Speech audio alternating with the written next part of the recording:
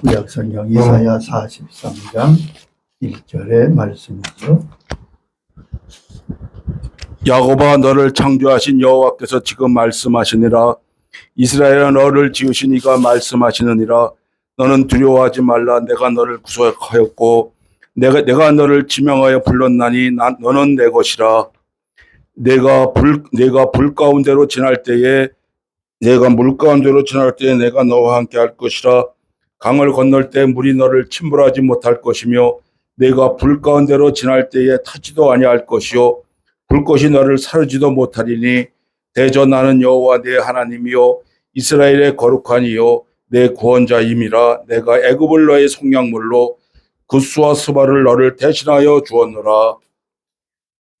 내가 내 눈에 보배롭고 존귀하며 내가 너를 사랑하였은즉 내가 내 대신 사람들을 내어주며 백성들이 내 생명을 대신하리니 두려워하지 말라. 내가 너와 함께하여 내 자손을 동쪽에서부터 오게 하며 서쪽에서부터 너를 모을 것이라. 내가 북쪽에서 이르기를 내놓으라. 남쪽에게 길을 가둬두지 말라. 내 아들을 먼 곳에서 이끌며 내 딸들을 땅 끝에서 오게 하며 내 이름으로 불러지는 모든 자 곧 내가 내 영광을 위하여 창조한 자를 오게 하라. 그를 내가 지었고 그를 내가 만들었느니라. 아멘. 아멘. 자, 구약 이사야서는 메시아에 대한 예언이 많은 선지서입니다. 이사야 선지자가 기록한 성경인데 이사야는 여호와는 구원이시다 하는 말씀의 이름의 뜻이지요. 이사야는 우시아, 요담, 히스기야에 걸쳐서 남유다에서 활동한 선지자입니다. 그 중에 이사야 43장은 하나님께서 바벨론 포로가 되어 고난받고 있는 이스라엘 백성들에게 구원과 회복의 말씀을 약속하신 내용입니다.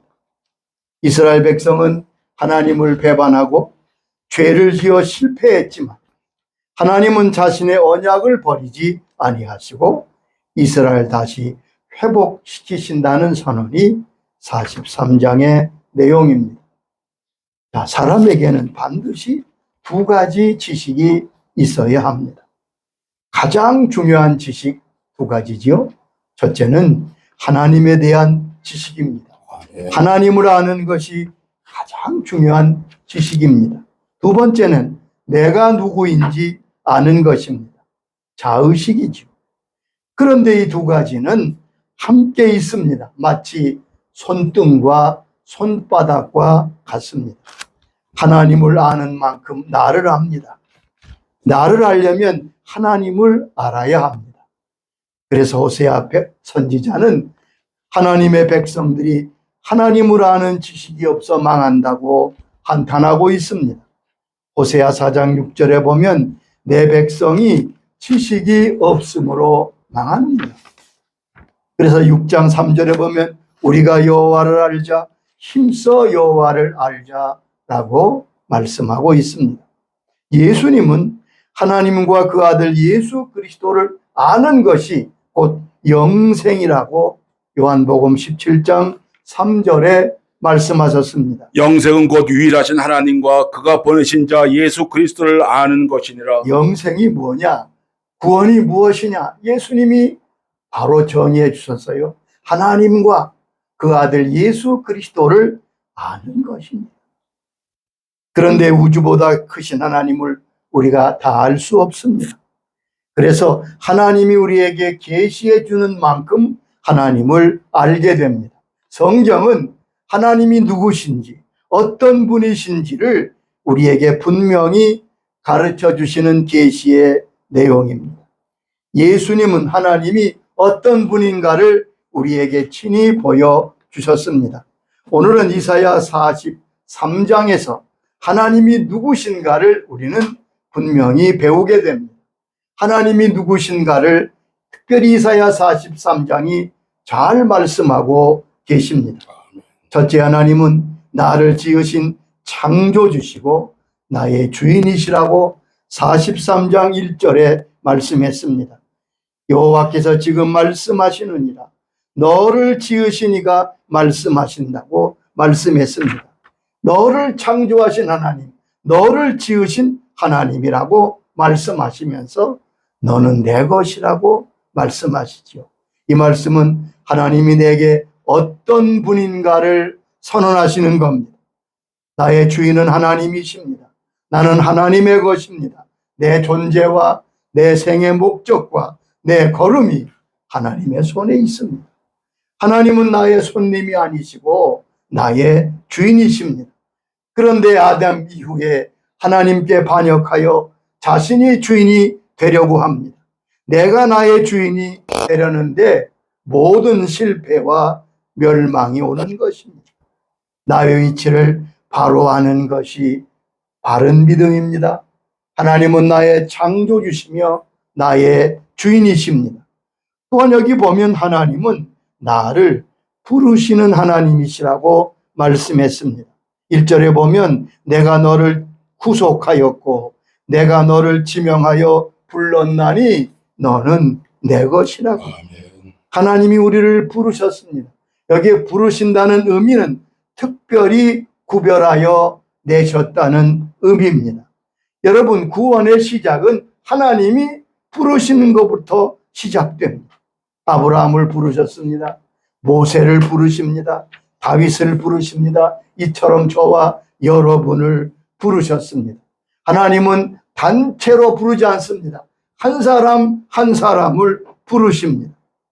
하나님의 부름의 성격은 두 가지입니다. 첫째는 자녀로 부르십니다. 저와 여러분이 다 하나님의 자녀로 부름받았습니다. 근데 또 하나의 부름이 있는데 그것은 사역자로 부르는 겁니다. 일꾼으로 부르는 것입니다. 기억하세요. 하나님의 나라는 자원병은 없습니다. 아멘. 부름받은 자가 하나님의 일꾼이 되는 것입니다. 저의 스승이셨던 박인선 목사님은 교수님은 항상 그러셨어요. 심지어 우리 신대원 졸업반 때까지도 수업에 들어오시면 여기 부름받지 않은 분이 계십니까? 그러면 늦지 않았습니다. 지금이라도 그만두라고 그랬어요. 그땐 잘 몰랐는데 일평생 살다 보니까 이게 얼마나 중요한 진리인 것을 알 수 있습니다. 자, 하나님의 부르심은 어떤 부르심입니까? 첫째, 은혜의 부르심입니다. 하나님 우리를 부르셨습니다. 그런데 어떤 자격으로 부르셨어요? 은혜의 부르심이라고 말씀했습니다. 자격을 따지지 아니하고 부르신 거지요. 갈라디아 1장 15절에 사도 바울의 고백이 나옵니다. 내 어머니 태로부터 나를 택정하시고 그의 은혜로 나를 부르시니가. 은혜로 나를 부르죠. 여러분, 저와 여러분이 은혜로 부름받은 아멘. 사람입니다. 여러분, 은혜에 대한 바른 이해가 필요합니다. 은혜는 품삯이 아닙니다. 은혜는 상품이 아닙니다. 은혜는 포상이 아닙니다. 내가 노력하거나 내가 값을 치루어서 나의 공력으로 보상받는 것이 은혜가 아닙니다. 은혜는 거저 주시는 겁니다. 은혜 때문에 오만해지는 것만큼 어리석고 우스운 일은 없습니다. 또한 하나님은 그 부르심에 후회하심이 없다고 말씀했어요. 로마서 11장 29절에 말씀하십니다. 하나님의 은사와 부르심에는 후회하심이 없는. 하나님의 은사와 부르심에는 후회하심이 없다고. 우리가 실수와 허물 때문에 하나님의 부르심이 취소되거나 후회하지 아니하신다는 말씀입니다. 또한 하나님이 원하시는 자를 부르십니다. 주님이 12사도를 부르실 때 마가복음 3장 13절에 보면 또 산에 오르사 자기의 원하는 자를 부르셨다고 말씀했습니다. 하나님이 나를 부르셨습니다. 이걸 꼭 기억하세요. 여러분, 내가 자발적으로 예수 믿은 게 아니에요. 하나님이 저와 여러분을 한 사람씩 부르셨기 때문에 이 부름이 우리를 주의 자녀가 되게 하고 주의 일꾼이 되게 하신 것입니다. 두 번째, 우리 하나님은 나와 함께 하시는 하나님이십니다. 여기 보면 2절에 이렇게 말씀했습니다. 내가 물 가운데 지날 때에 내가 함께하고 강이 너를 침몰하지 못할 것이다. 또한 여기 불 가운데 지날 때 불꽃이 너를 사르지도 못한다고 말씀했습니다. 하나님께서 우리와 함께 하십니다. 여기에 물과 불은 사람들이 당하는 환난과 풍파를 뜻합니다. 그런 어려움 가운데 하나님이 우리와 함께 하십니다. 신명기 32장 10절에 말씀하셨죠. 여호와께서 그를 황무지에서 짐승이 부르짖는 광야에서 만나주시고 호위하시며 보호하시며 자기의 눈동자와 같이 지키셨도다. 하나님이 이스라엘 백성이 광야를 지날 때 요단강을 건널 때 함께 하셨습니다. 다니엘의 세 친구 아드락, 사덕, 메사고 사자굴에 들어가고 또한 풀무불에 들어갈 때 다니엘과 세 친구를 함께 하셔서 구원하셨습니다. 아멘. 우리 하나님은 임마누엘의 하나님이십니다. 아멘. 여러분 이걸 꼭 기억하셔야 돼요. 하나님은 멀리 계신 분이 아닙니다. 우리와 함께 하십니다. 하나님은 우리가 물과 불을 지날 때 물과 불을 없애주신다고 말씀하지 않았습니다. 잘 이해하셔야 됩니다. 그런데 물과 불을 지날 때 우리와 함께 하셔서 이기게 하신다는 말씀입니다. 시편 107장 16절에 이렇게 말씀하셨습니다. 그가 논문을 깨뜨리시며 쇠빗장을 우리 꺾으셨도다. 앞에 논문이 만나고 쇠빗장을 만나게 될 때라도 하나님이 함께 하셔서 논문을 깨뜨리시고 쇠빗장을 꺾으신다고. 그러니까 논문만 보고 쇠빗장만 보고 두려워할 필요 없어요. 우리가 믿음으로 밀고 나가면 이미 논문은 깨트려져 있습니다. 쇠빗장은 꺾여졌어요. 믿음으로 밀면 열리게 될 것입니다. 시편 107장 20절에는 더 구체적으로 말씀했습니다. 그가 말씀을 보내어 그들을 고치시고 위험한 지경에서 건지시는도다. 하나님께서 말씀을 보내어 위경에서 어려움에서 거쳐 주시고 건지신다고. 여러분, 그러므로 우리가 위험과 어려움, 물과 불을 만날 때 하나님이 보내주시는 말씀을 꼭 기억해야 됩니다. 아멘. 그 말씀이 바로 우리를 건지시는 귀한 축복이 되는 것입니다. 그러므로 두려워할 필요 없습니다. 폭풍 중에 나와 함께 하신다. 물을 지날 때, 불을 지날 때에도 내가 너와 함께 한다. 이것이 우리 하나님이십니다.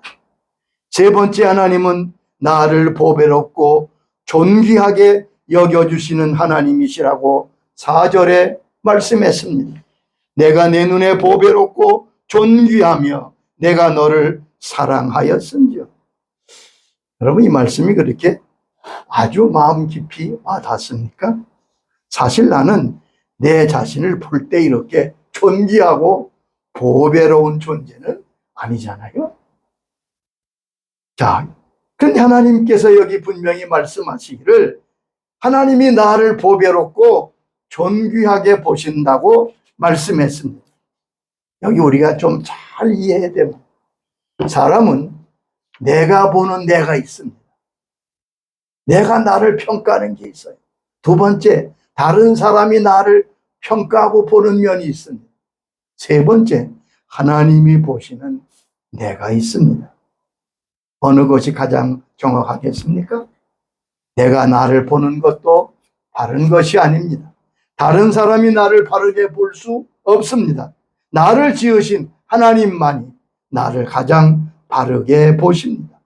우리가 잘 이해가 되지 않더라도 하나님의 말씀과 사랑을 그대로 받아들이는 것이 믿음인 줄로 믿습니다. 아멘. 자, 하나님이 나를 보배롭고 존귀한 존재로 보신다. 그러면 하나님이 나를 보배롭고 존귀하게 보시는 이유가 어디 있겠습니까? 여러분, 세상에 볼 때 나보다 보배롭고 존귀한 사람이 많은 게 사실이에요. 근데 하나님은 그렇지 않아요. 부족한 저와 여러분을 보배롭고 아주 존귀하게 보신다는 이유가 무엇입니까? 그것은 그 이유가 어디에 있습니까? 하나님이 나를 위해 지불하신 대가 때문에 그렇습니다. 여러분, 가장 귀한 것을 지불하고 산 것은 가장 귀한 것이에요. 이 세상에 예수님보다 가장 귀하고 가치 있는 분은 없습니다. 여러분, 하나님께 가장 귀한 분이 누구시겠어요? 그 아들 예수 그리스도지요. 근데 하나님은 그 아들 예수 그리스도를 십자가에 내어주셔서 우리를 위해서 피를 흘리게 하시고 생명의 값을 주시고 우리를 사셨습니다. 나 때문에 예수님의 생명이 지불되었습니다. 그래서 내가 귀하고 보배로운 존재인 겁니다. 가장 값진 것을 주시고 하나님이 나를 사셨습니다. 그러므로 하나님이 나를 보실 때는 예수님을 통하여 나를 보십니다. 하나님이 나를 보배롭고 존귀하게 여기시는 것을 우리는 그대로 믿어야 할 것입니다. 아멘. 그게 믿음이에요. 미국의 존 비비어 목사님이 한 번은 기도하는데 주님이 그렇게 말씀하시더랍니다. 존아, 나는 나를 보살피는 것보다 너를 더 끔찍히 여기는 것을 내가 아느냐? 이분이 너무 황송해서 주님, 아니 어떻게 그 말씀 감당하기가 어렵습니다. 저 같은 사람이 어떻게 주님보다 존귀하겠습니까? 그러면서 주님이 말씀하셨으니까 그래도 참 지혜로운 분이에요. 주님, 거기 증거가 될 만한 말씀 3가지를 주시면 제가 그것을 믿겠습니까? 그대로 믿겠습니다. 그랬더니 주님께서 빌립보 2장 3절을 읽어보아라 그러시더라고요. 아무리든지 다툼이나 허용으로 하지 말고 오직 겸손한 마음으로 각각 자기보다 남을 낮게 여기고. 빌립보 2장 3절이 각각 자기보다 남을 낮게 여기라고 말씀하셨어요. 그러면서 주님 말씀하셨어요. 나는 내 자신이 직접 실천하지 않은 것을 너희에게 가르치지 않는다. 아멘. 그래서 수국이 됐어요. 2번째는 이렇게 말씀하세요. 누가 십자가에 달렸느냐? 나냐 너냐? 내가 아니냐? 내가 너의 죄와 허물과 죽음과 저주를 위해서 친히 십자가를 졌는다. 그것은 나보다 내 자신이 더 소중하기 때문이다. 그래서 감격하고 말씀을 받았어요. 3번째는 로마서 12장 10절을 말씀하셨습니다. 형제를 사랑하며 서로 우애하고 존경하기를 서로 먼저 여기 하며. 보면 이렇게 내가 너를 존귀한다 하는 말씀. 여러분, 우리가 감정적으로 쉽게 납득되지 않는다 할지라도 이 말씀이 하나님이 내게 주신 말씀임을 알고 아멘으로 받아들일 수 있기를 바랍니다. 아멘. 하나님이 나를 보배롭고 존귀하게 여기신다. 우리가 아멘으로 믿을 때 우리는 얼마나 고귀한 인생이 되겠습니까? 고린도전서 7장 23절에 말씀했습니다. 너희는 값으로 사신 것이니 사람의 종이 되지 말라. 너희는 값으로 샀다. 값으로 샀으니 이제는 다른 세상이나 사람의 종이 되어서는 안 된다는 말씀. 하나님, 우리가 저급하게 되는 것을 원치 않습니다.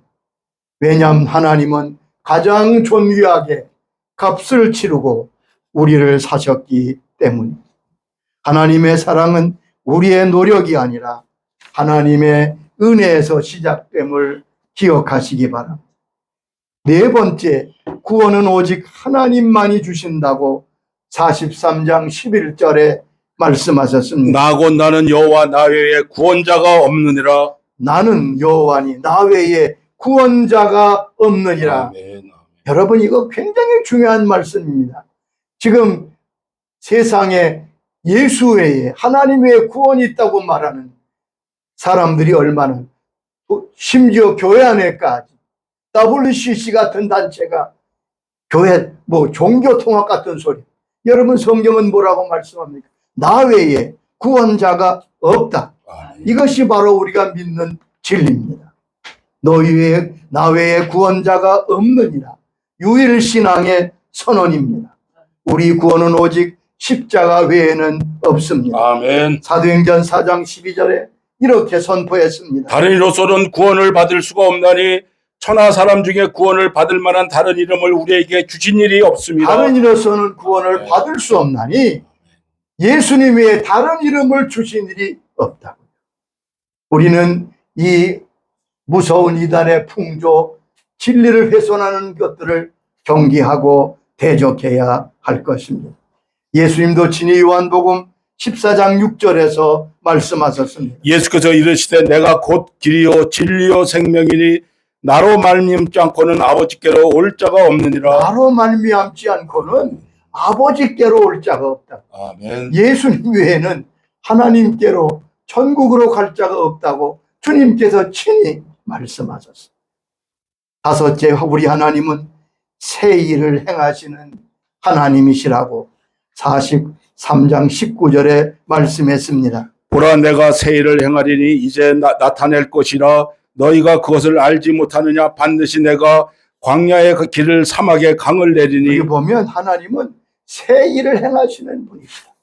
여기에 새 일이란 하나님만이 하시는 일입니다. 아멘. 그런데 거기에 내용은 내가 광야의 길을 내고 사막에 강을 내겠다.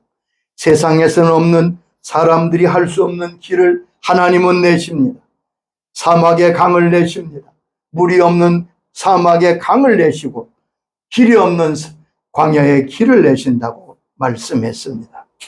여러분, 하나님은 홍해 바다 아래 길을 내셨습니다.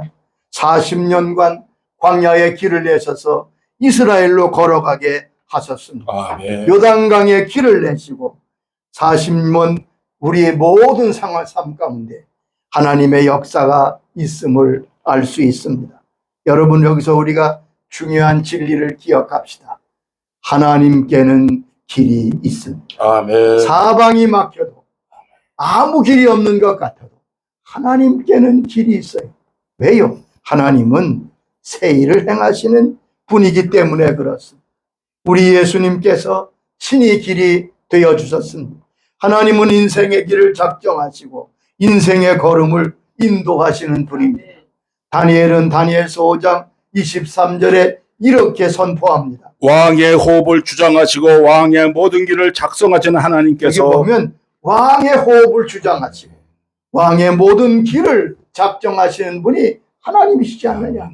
느부갓네살에게 증거하고 있습니다. 잠언 16장 9절도 말씀합니다. 사람이 마음으로 자기의 길을 계획할지라도 그 걸음을 인도하시는 여호와시니라. 여기 보면 사람이 마음으로 자기의 길을 다 계획해도 그 걸음을 인도하시는 이는 여호와께 있다. 아멘. 하나님께는 생명의 길이 있습니다. 시편 16장 11절에 말씀했습니다. 주께서 생명의 길을 내게 보이시리니 주의 앞에는 충만한 기쁨이 있고 주의 오른쪽에는 영원한 즐거움이 있나이다. 생명의 길이 그에게 있습니다.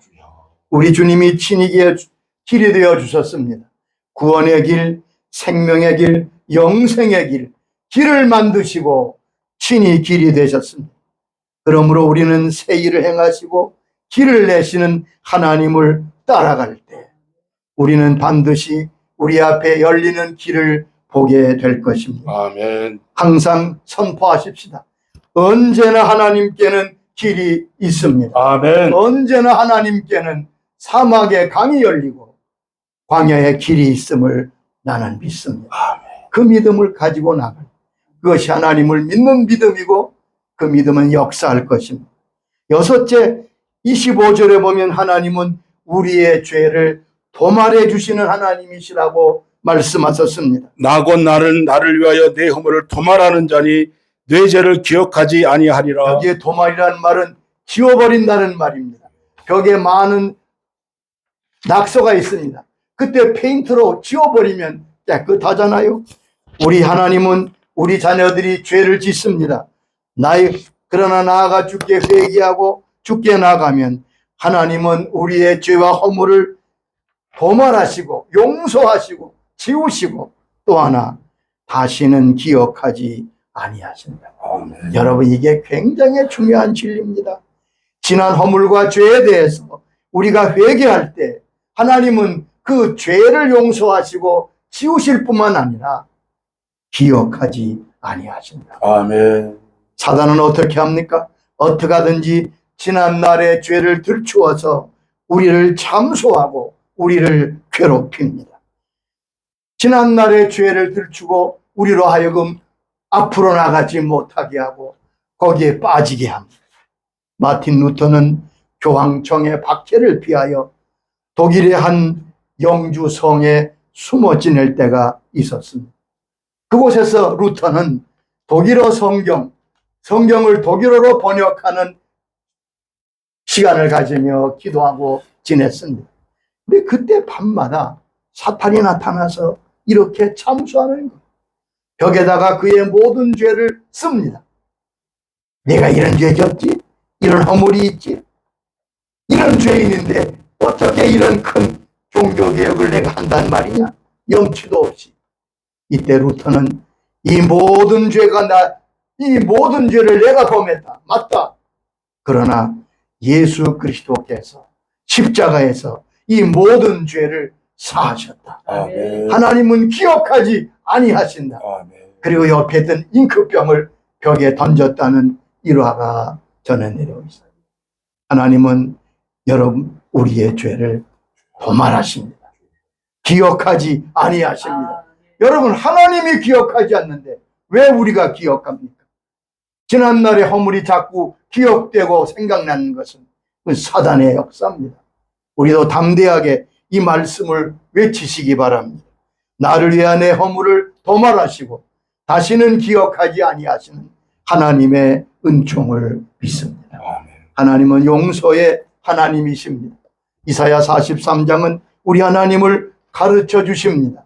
나를 기르시고 나를 부르시는 하나님, 어느 때도 나와 함께 하시는 하나님, 나를 보배롭고 존귀하게 여기시는 하나님, 나를 구원하시고 나의 허물과 죄를 도말하시고 다시는 기억하지 아니하시는 이 좋으신 하나님이 저와 여러분의 하나님이십니다. 아멘. 이 하나님을 찬송하고 믿고 나가십시다. 주님께서 우리의 믿음 가운데 역사해 주실 것입니다. 아멘. 아버지 감사합니다. 감사합니다. 오늘 이렇게 이사야 43장을 통하여 우리 하나님 아버지가 어떤 하나님이심을 우리에게 분명히 말씀해 주셔서 아멘. 감사합니다. 우리가 하나님을 아버지로 모시되 너무 하나님께 대해 아는 것이 없고 너무 하나님 잘못된 경우가 많습니다. 주님 우리의 모든 허물을 주께 구합니다. 주님 우리를 새롭게 하여 주시옵소서. 아멘. 말씀으로 우리에게 주신 이 귀한 믿음을 분명히 붙들고 하나님을 아는 것이 영생이라고 말씀하셨사. 하나님과 우리 주님을 아는데 힘쓰는 우리 한 사람 한 사람이 되게 하옵소서. 아멘. 예수님의 이름으로 기도드리옵나이다. 아멘. 아멘. 아멘.